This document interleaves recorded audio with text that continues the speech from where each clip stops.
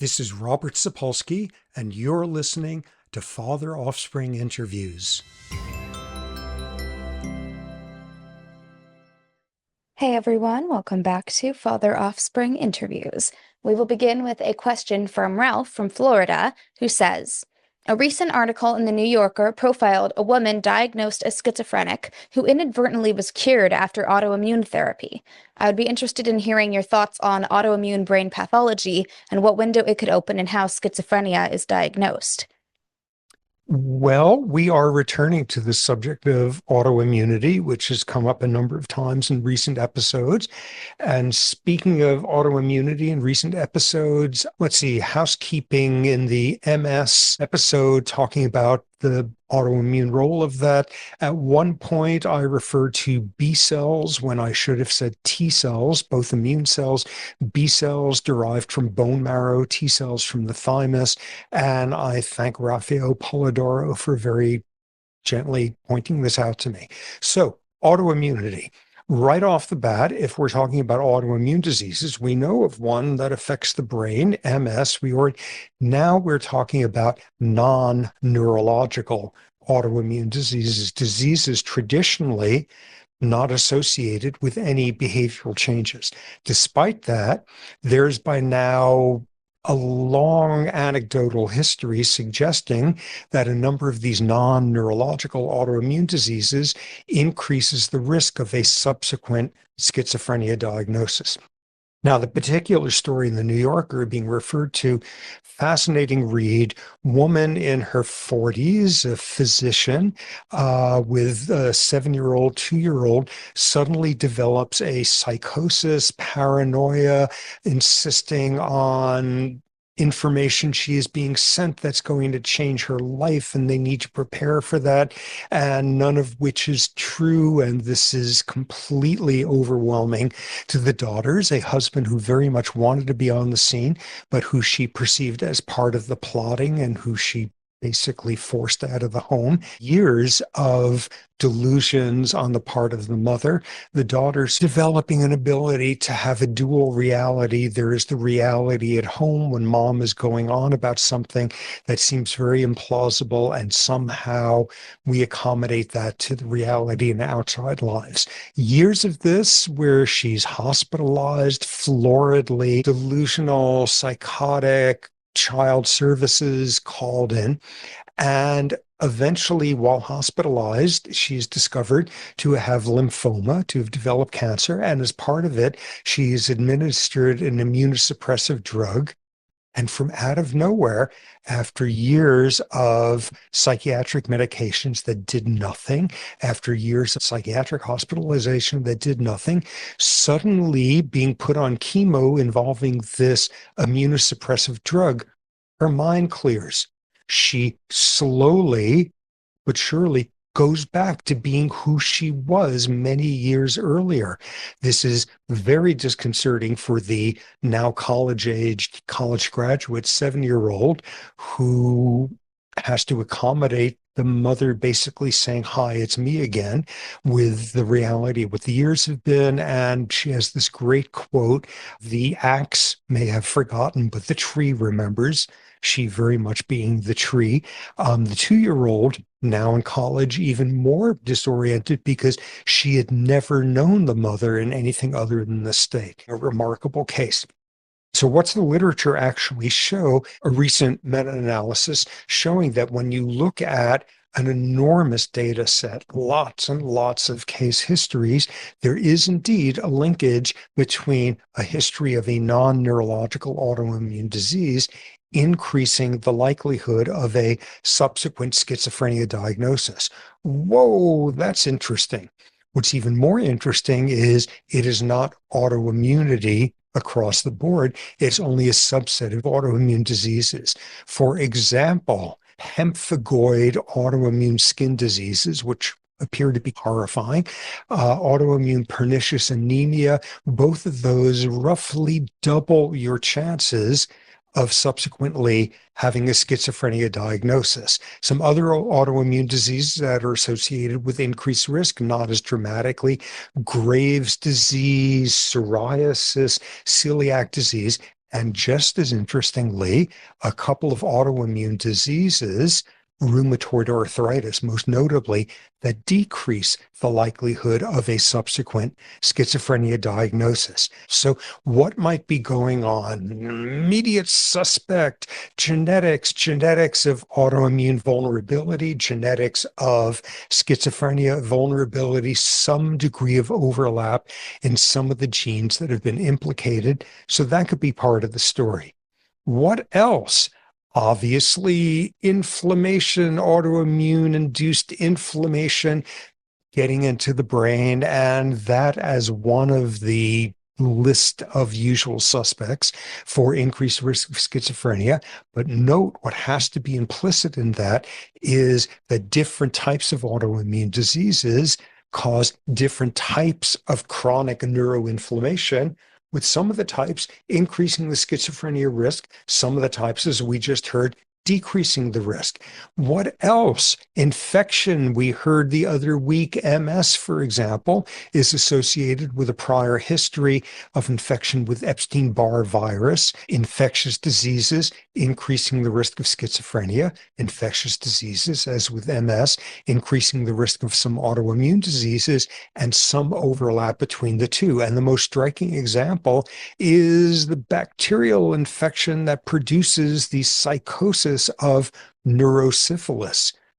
Textbook trivia, ancient history by now, but at least some precedent for that.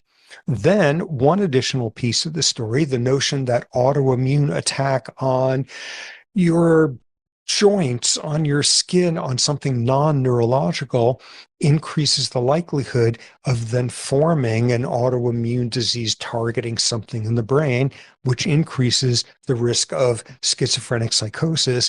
And this is seen as well.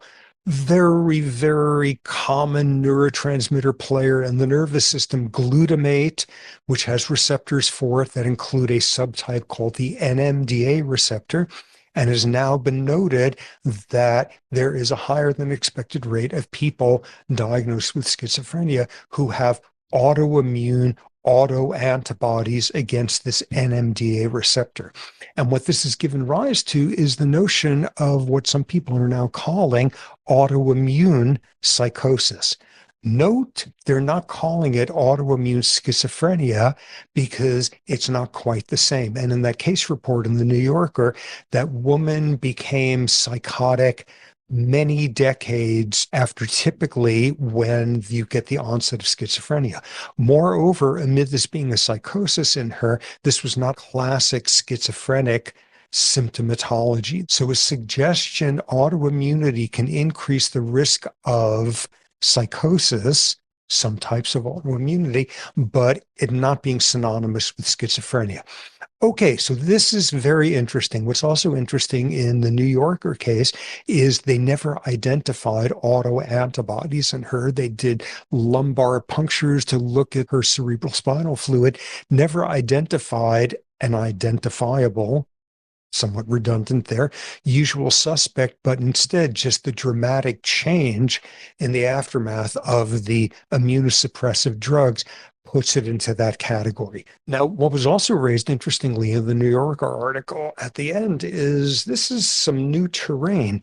Typically, somebody with classic schizophrenia, if they're very lucky, meds will help keep it under control. They'll be able to ride the wave of their vulnerability to psychosis throughout the rest of their life. It's very rarely spoken in terms of somebody being completely cured. But now we have these circumstances of autoimmune psychosis, which people in the field just exploring this new terrain, very, very rough estimates, maybe 1 to 5% of cases of diagnosed psychosis actually have a non-neurological autoimmune basis. What do you do now in this new world where there's someone who can be completely cured? What's the world like now for someone who used to have a florid psychosis that was destroying their life and now are some approximation of back to normal? This is very new terrain. Now we're going to touch on a topic that we've gotten a lot of questions about, fainting, and especially vasovagal reflex, fainting at the sight of blood. Kyle from Belgium and Sophia from England asked about why fainting is a stress response, especially to stressors like social situations. And then Brian from Indiana said, ever since I was a kid, I've had a strong vasovagal response. Can you explain what's going on physiologically? And Victoria from Poland summed it up with, why do some of us faint at the sight of blood? Doesn't seem very helpful for escaping a lion. Well, fainting at the sight of blood, technical term, larger classification, reflex syncope, passing out for reasons of neurological activation of something or other in your brain. What happens? Your heart rate decreases, the contractility of your heart muscle goes down, your blood vessels dilate so that blood is moving through more slowly, your brain's not getting enough blood, and you pass out. So this right off the bat seems like an interesting bit of physiology to make sense of in the context, not just of you've been very, very injured just now and you're losing blood, so let's pass out and decrease heart rate so you staunch the flow of blood to some degree and you wind up being horizontal, which helps with that. But instead, the whole world where stress, social anxiety, seeing blood coming from someone else, thinking about blood coming from someone else, all of these, you're not bleeding out. It is not a hemodynamic crisis. Nonetheless, passing out there, about 15% of people get lightheaded to at least some degree at the sight of floridly graphic, ghastly blood loss in somebody else. What's going on physiologically? Part of the brainstem called the nucleus tractus solitarius, which is Greek or Latin or Pig Latin or Navi or something for the nucleus of the solitary tract. And this is this tract in your brainstem, which when activated, activates your vagal nerve. That's a cranial nerve coming out, which among other things, what it really specializes in is activating your parasympathetic nervous system. Calm vegetative function, your heart rate goes down, your blood pressure goes down. In addition, you will also turn off the sympathetic nervous system, sympathetic fear, flight, fright activation, shut that off, turn on the calm vegetative parasympathetic, and you're setting somebody up physiologically for passing out now. So the question, of course, becomes why only a subset of individuals? And it's two pieces thrown in there. One is just like a boring plumbing issue. Some people, when their nucleus tractus solitarius activates and stimulates the vagus, have an especially dramatic drop in heart rate, blood pressure, vasodilation.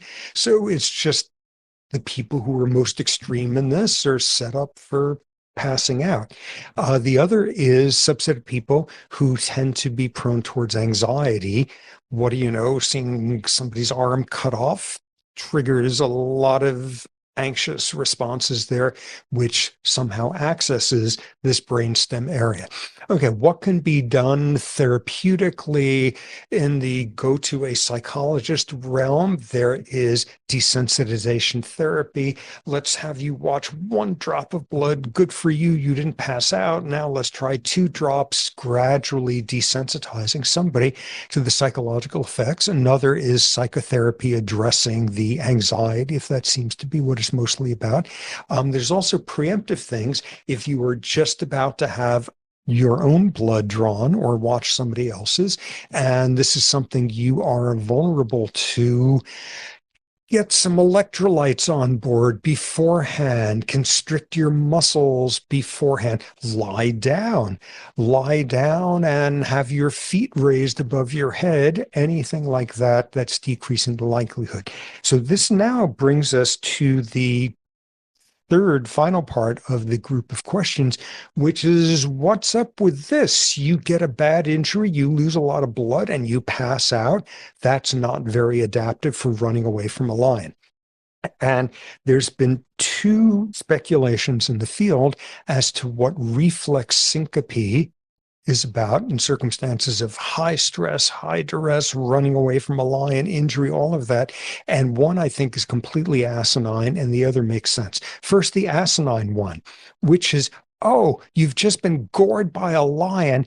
What a great idea. Pass out right now by reflex syncope so it'll think you're dead. Play possum so that the lion or the unlikely carnivorous possum won't try to eat you at that point. And this is wonderfully adaptive and saves your life and seems kind of ludicrous in lots of ways.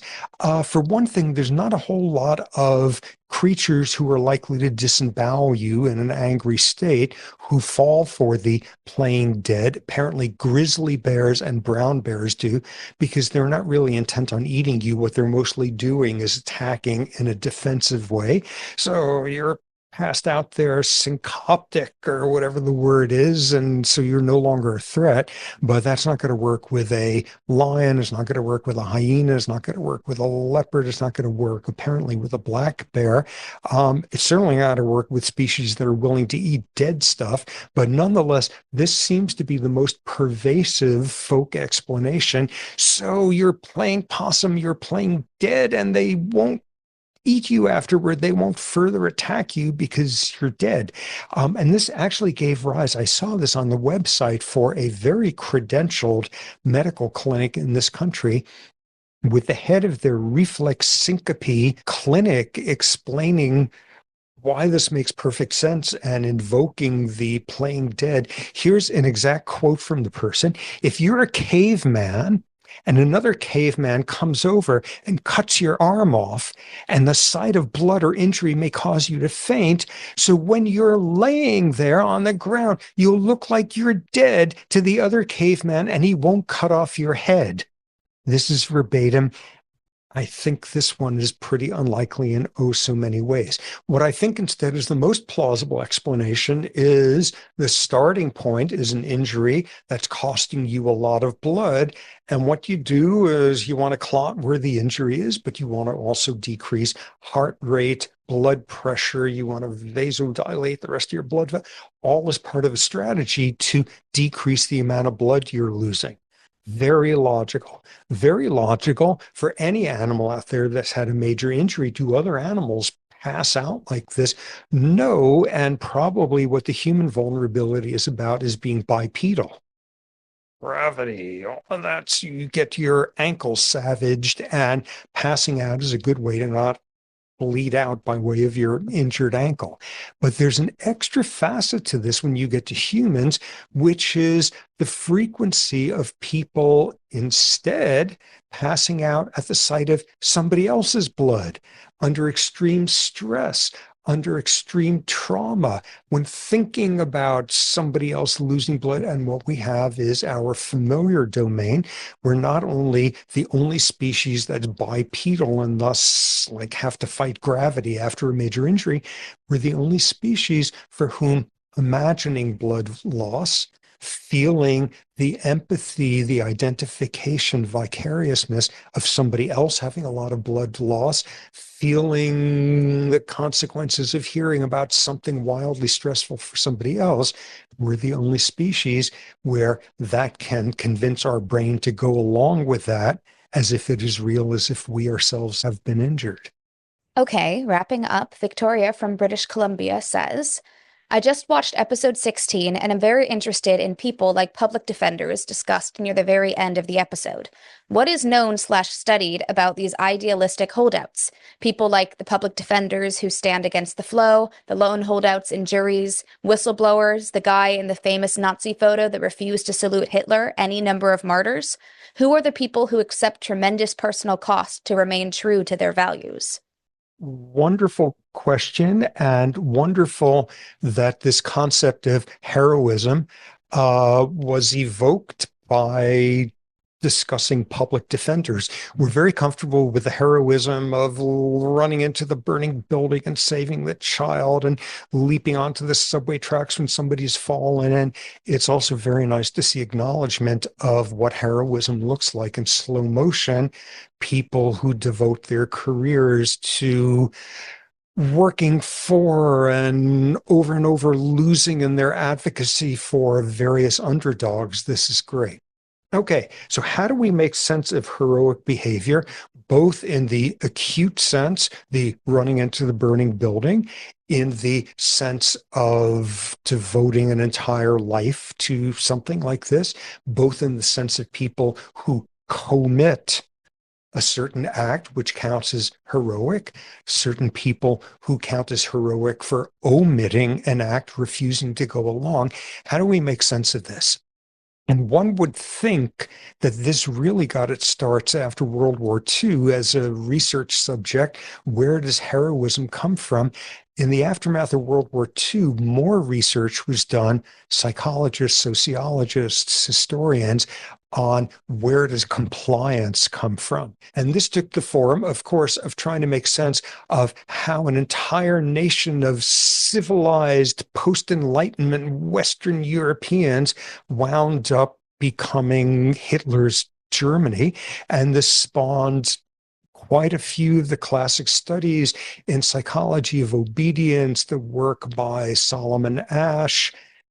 You believe you know what's going on, yet 9 people around you are saying, no, what you think is the case is actually the opposite of what's the case.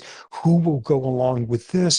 Stanley Milgram showing a surprising, a horrifying number of people are willing to shock somebody just because they're commanded to. The famed Stanford prison experiment, the number of volunteers who were willing to become sadistic and coerced into that, were willing to be compliant. That's what dominated a number of decades afterward, all of which basically could be subtitled, "What the hell just happened in World War II?" It was much more slowly and much quieter that a literature began to emerge on instead the heroic individuals during World War II, the people who sheltered refugees, the people who put their lives at risk, the people who stood at the doorway while the SS troopers were there and were giving a lie that could cost them their lives. Nope. No refugees here, no one in our potato cellar, nobody up in our attic, nobody in the barn there. Where did this sort of heroism come from many decades later? Where did the heroism come from during the Rwandan genocide of individuals, Hutus, who were willing to shield their Tutsi neighbors at risk of life? And people began to study these folks. Carnegie Foundation established a Carnegie Heroism Medal that they gave out to these extraordinary individuals, and that was a population to study. So slowly, a body of research has emerged on what predicts the people who do amazing heroic things of standing for that moment, putting everything at risk for what is right.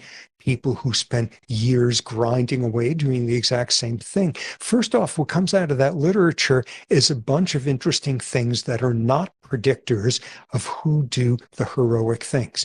First off, heroism is not about not feeling afraid.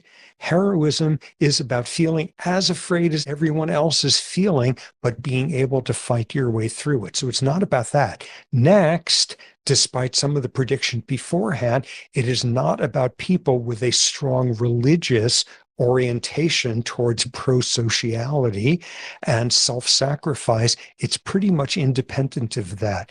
There's somewhat of a history of very strongly religious people being more likely to be heroic. There's also somewhat of a tradition of people who are stridently atheist being more willing to be. So it's unrelated to that. It's unrelated to politics. It's unrelated to being willing to put your life on the line to protect these underdogs because you grew up around them. They count as an us. That's not particularly a predictor. What turns out to be the predictors are really, really interesting. The first off is heroism, and this is the ones who in a spur of the moment do something amazing, is not about cognition. When you look at these people, you interview them afterward. What were you thinking when you leapt in the river to save that drowning child? It's always the exact same answer. I didn't think about it.